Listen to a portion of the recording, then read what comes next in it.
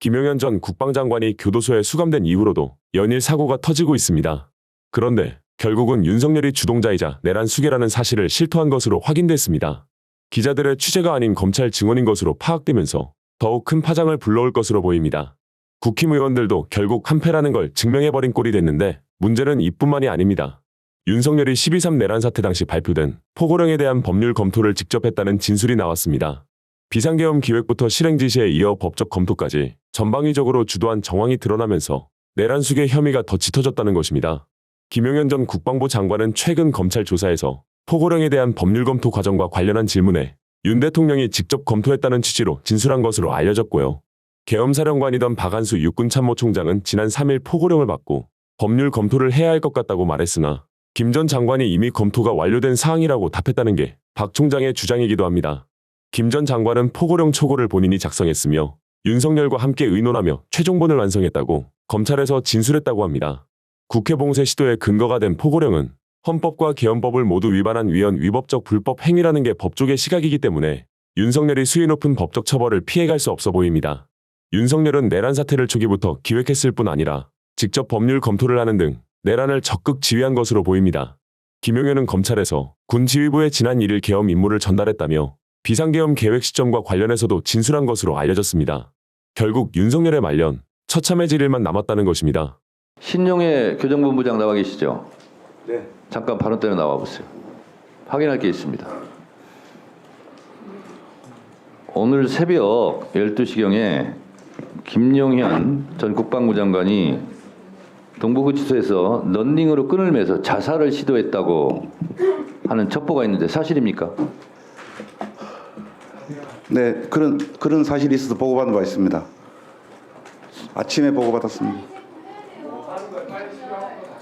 자, 김용현 다시 묻겠습니다. 김용현 전 국방부 장관이 구속영장 떨어지기 전에 런닝으로 끈을 만들어서 자살을 시도했다는 것이 사실입니까? 네, 네, 아침에 그렇게 보고받았습니다. 좀 더 구체적으로 얘기해 보세요.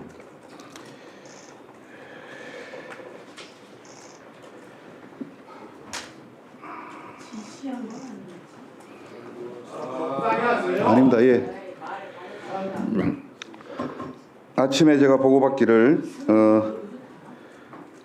어저께 11시 한 52분경에 이제 구인 피의자 거실이라고 따로 있습니다. 영장 발부되기 전에 대기하는 장소인데요.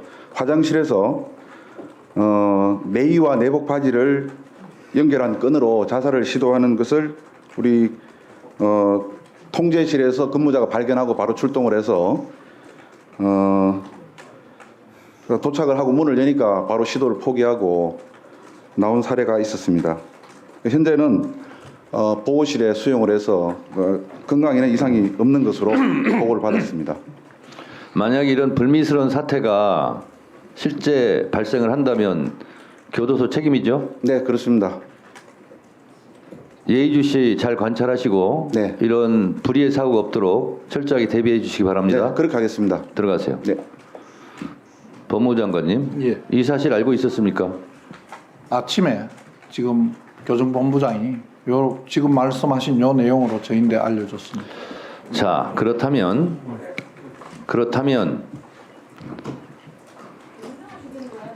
추론컨대 자살을 시도했을 때는 자살을 해야 되겠다는 이유가 있었을 거 아닙니까? 혹시 검찰에서 내란 수괴를 윤석열 씨가 아니라 김용현 전 국방장관으로 몰아갔기 때문에 본인이 억울해서 자살 시도를 한 것은 아닌가 이런 추론이 가능한데 어떻게 생각하세요? 저는 그렇게 생각하지 않습니다. 무슨 제가 근거가 있는 건 아닌데 위원장이 말씀하시는 거에 자살을 한 사람이 여러 사정이 왜냐하면 하려고 한 사람이 여러 가지 사정이 있었을 건데 제가 알 수는 없는. 어제 국방위에서 검찰의 질문이 윤석열이 아니라 김용현이 주범인 것처럼 그렇게 계속 유도 질문을 검찰에서 했다는 거예요. 어제 국방위 증언에 의하면. 그래서 제가 그런 추론이 가능하지 않냐 이렇게 물어보는 거예요. 저는 그 조사 내용도 저희 알지 못합니다. 알겠습니다. 저도 그럼 질문을 잠깐 하겠습니다. 30분만 늦었으면 국회 본회의장은 초토장이 됐을지도 모른다 하는 것이 어제 국방이 여러 군인들의 증언으로 나왔습니다. 윤석열 씨가 실시간으로 보고 있었고 국회의원 의결 정족수 150명 인원이 안 됐으니까 문을 깨부수고 들어가서 끄집어내라 이렇게 지시를 받았다고 특전 사령관이 어제 양심 고백을 했습니다. 하마터면 큰일 날 뻔했습니다. 만약에 그런 일이 벌어졌다면 어떤 일이 벌어졌을까 유추 해석해 볼 수 있는 동영상을 하나 보시겠습니다.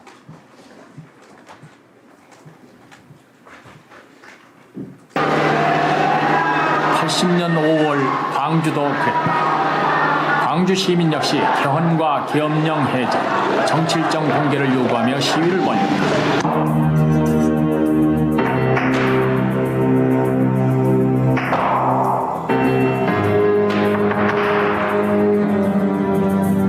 그것은 민주주의를 회복시키지 않겠다는 폭도에게 알린다. 폭도에게 알린다. 총을 버리고 자수하라. 총을 버리고 자수하라. 아직도 늦지 않았으니 즉시 자수하라. 총을 버리고 자수하면 생명을 보장한다. 총을 버리고 자수하면 생명을 보장한다. 시내 모든 주요 시설은 군이 완전히 장악했다. 손을 들고 나오라. 투항하라. 손을 들고 나오라. 투항하라. 투항하면 생명을 보장한다. 군의 사격은 메가폰으로 사격 중지 명령이 있을 때까지 약 10분 동안 계속됐다. 이날은 부처님 오신 이 카메라는 총탄에 희생된 사망자를 비춰주며 계엄군의 무자비한 진압을 담아냈습니다. 광주 시내 병원 안에는 차마 볼 수 없어 태극기로 덮어둔 시신과 피로 물든 희생자들이 즐비합니다. 5.18 때 전두환이나 12월 3일 서울의 밤에 윤석열이나 똑같은 사람들입니다. 국회 본회의장을 707 특임단 특수부대위원들이 쳐들어왔다면 저항했을 것이고 진압했을 것이고 유혈 사태가 났을 것이고 그러면 총격도 있었을 것입니다. 국회에서의 유혈 사태 있었을 것입니다. 국회 정문에서 후문에서 시민들과 계엄군 간에 총격전이 벌어질지도 몰랐겠습니다. 이런 일이 일어나지 않는다고 누가 장담하겠습니까? 중국 인민군이 북한 접경 지역으로 이동했고 그러면 북한, 미국 가만히 있었지 않을 거고 러시아도 마찬가지고 그러면 세계 군사 대국이 한반도로 집결해서 한반도가 전쟁의 화약고가 될지 모르고 그러면 전 국민의 생명이 위태로울지도 모르는 위험천만한 상황이었습니다. 국회 진압을 명받았던 707 특임단은 12.12 군사 쿠데타 이후에 창설된 부대입니다. 당시 계엄을 반대했던 정병주 특전사령관을 보호하고자 김호랑 소량을 사살하고 정병주를 연임해 갔던 것이 3공수여단 그들이 나중에 특전사령관을 맡았고 1981년 4월 17일 707 특임단이 만들어진 겁니다. 이 특수부대 계엄군들이 국회로 쳐들어온 겁니다. 매우 위험천만한 상황이었어요. 그럼에도 불구하고 내란숙의 현행범인 내란숙의 겸 국군 통수권자 윤석열이 체포되지 않고 있어요. 즉시 체포해야 됩니다. 무슨 일을 저지를지 몰라요. 국회에서 탄핵하더라도 대통령 이름을 붙이고 있어요. 공수처장, 5.18 광주 민주항쟁이 일어날 뻔했단 말이에요. 그런 참극이 이 현행범 내란숙의 윤석열 즉시 체포해야 되는 거 아닙니까?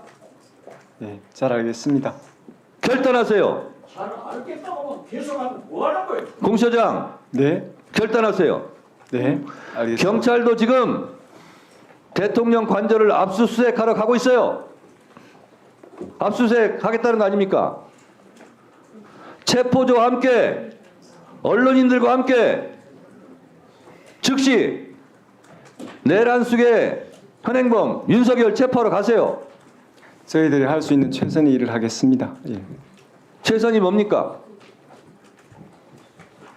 공소장 저희들이 할 수 있는 모든 조치들을 하겠습니다. 체포 의지 있어요 없어요? 최상병 때도 똑같이 했잖아요. 체포 의지 있어요 없어요? 저희들 상황이 되면 긴급 체포 또는 체포 영장에 의한 체포를 시도하도록 하겠습니다. 예.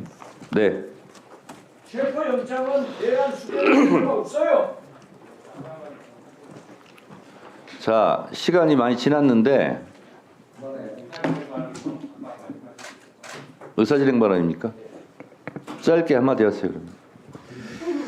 네, 아까 유상범 의원님께서 탄핵안에 대해서 뭐 외교 사안이라든가 뭐 일본 관계 이런 문제에 대해서 뭐 다각도의 우려가 제기됐다는 말씀을 주셨는데 지금 탄핵안 제가 준비하고 있습니다. 대통령 탄핵안 제가 준비하고 있고 말씀하신 그런 내용들은 이번 탄핵안에는 따로 집어넣지 않았으니까 그런 우려들은 여기 계신 뭐 의원님들이나 이 방송 지켜보시는 분들은 따로 우려하지 않으셔도 될 것 같습니다. 그리고 방금 속보에 보니까 그날 다음 날 이 계엄 그러니까 의사진행 발언이에요. 계엄 다음 날 대통령 안가에 김주현 민정수석도 함께 했다라고 합니다. 위원장님, 지금 그날 안가에 같이 있었던 저 분들에게 김주현 민정수석도 왔는지 와서 이들이 이 정부의 진짜 이 정부의 법률 전문가들이 다 모여서 도대체 무슨 짓을 했는지 증거인멸을 하기 위해서 다 모여 있던 건 아닌지 이런 것들 좀 확인을 좀 필요할 것 같습니다. 이상입니다.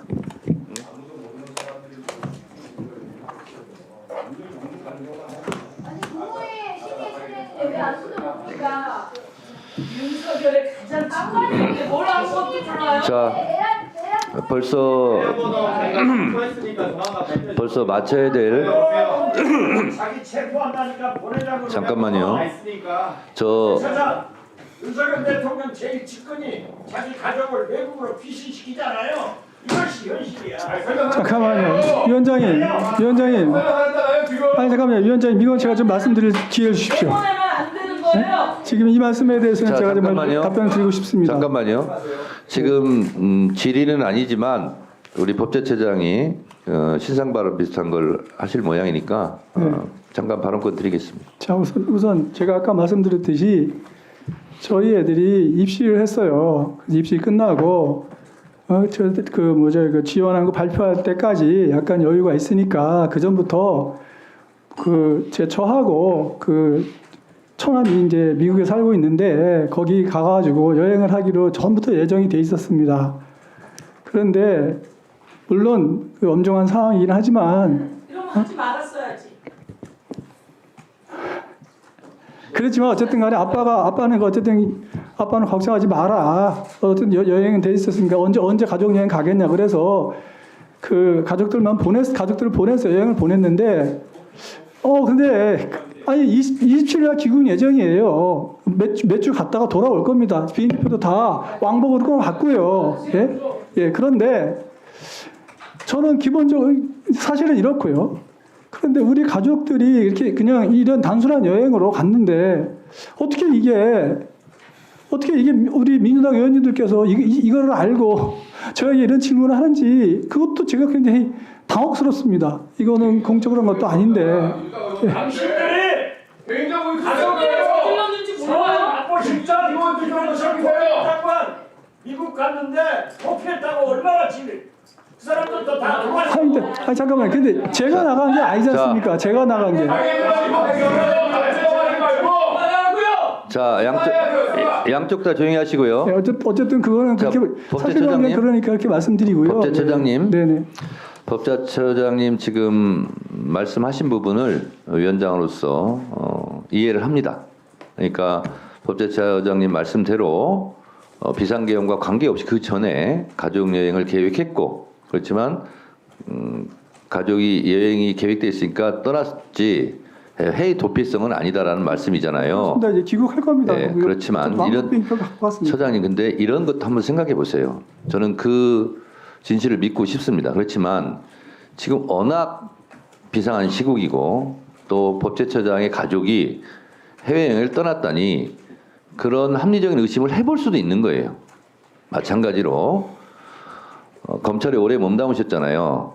검찰에 피의사실 공표, 허위사실 공표에 의해서 고통받은 많은 피의자 또 피의자 가족도 있어요. 그러니까 오해를 받는 사람은 억울합니다.